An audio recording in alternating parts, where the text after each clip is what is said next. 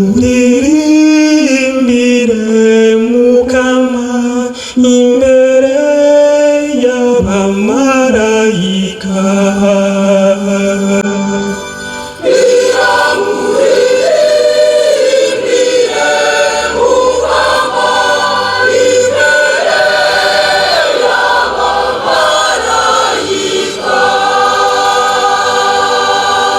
Ndagushimagiza n'umutima wanje wose, ndagucurarangira imbere y'izindi mana,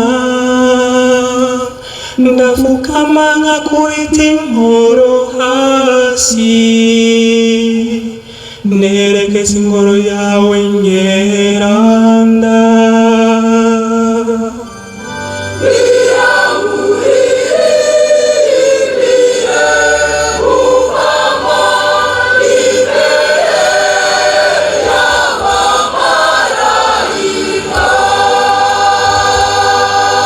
Ndashimagiza izina ryawe, ubuntu bwawe n'ukuri kwawe, kuko waninaje ijambo ryawe,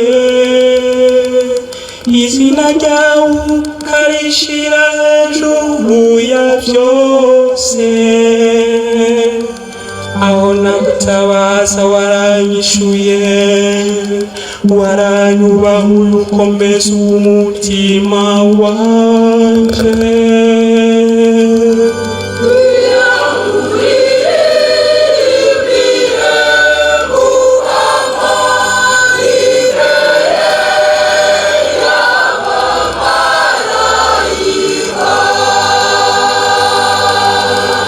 Abami bose bo kw'isi baragushimagiza Mukama, kuko bumvise amajambo avuye mu kanwa kawe, barashimagiza inzira z'Umukama, kuko ubuninazwa bw'Umukama buhambaye.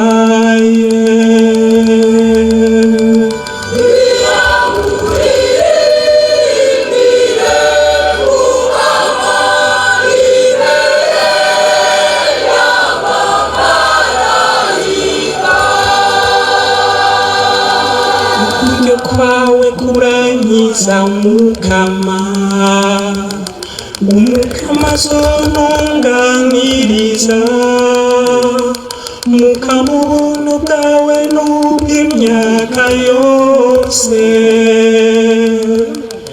wirengagiza ibyahinguwe